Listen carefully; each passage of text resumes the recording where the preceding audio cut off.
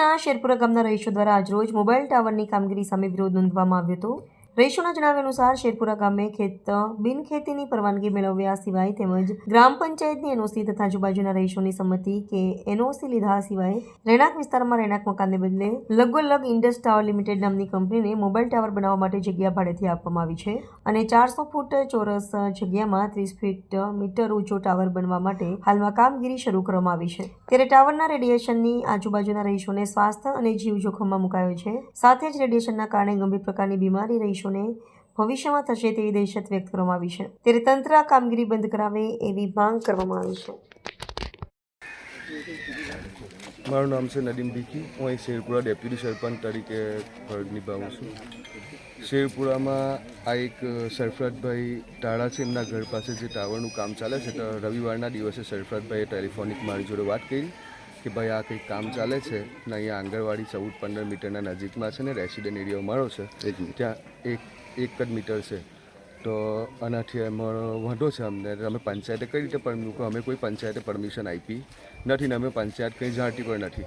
તો આપણે આવીને કોન્ટ્રાક્ટર જોડે વાત કરી તો કોન્ટ્રાક્ટરે આપણને બતાવ્યું કે ભાઈ અમે ટીડીઓની પરમિશન લીધેલી છે। હવે ટીડીઓની પરમિશન લીધી ત્યાં શેરપુરા ગામ પંચાયત લખેલું છે। હવે ટીડીઓની પાસે જ્યારે સરફરાજભાઈ કાલે એપ્લિકેશન લઈને ગયા, ટીડીઓએ કીધું કે આ વિશે હું કંઈ જાણતો જ નથી।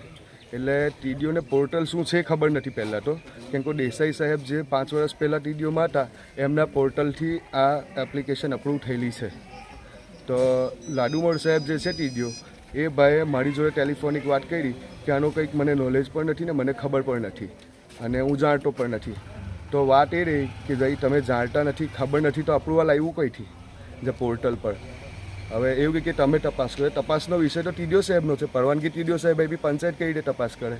એટલે આ કંઈક બી જે છે એ ટીડીઓ સાહેબનું છે। ટીડીઓ સાહેબે કઈ રીતે પરવાનગી આપી એ ટીડીઓ સાહેબને તમે મીડિયા થકી પૂછી શકો છો। હું સરફરાજ હાજી દાઉદ પટેલ, રહેવાસી શેરપુરા વાડી ફળિયામાં રહું છું।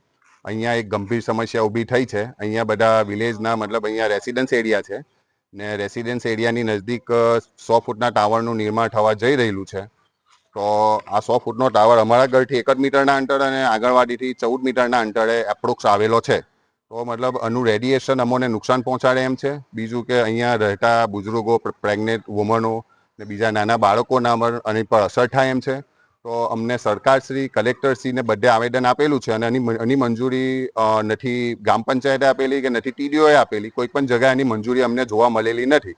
તો અમે સરકારશ્રી, કલેક્ટરશ્રીથી આવેદન કરીએ છીએ કે ભાઈ આની પર તાત્કાલિક તપાસ કરવામાં આવે અને આનું મિનિમમ ડિસ્ટન્સ જે છે કે ભાઈ મલ્ટિપલ એન્ટેના લાગવાના હોય તો 33 મીટરનું ડિસ્ટન્સ જાળવવામાં આવે।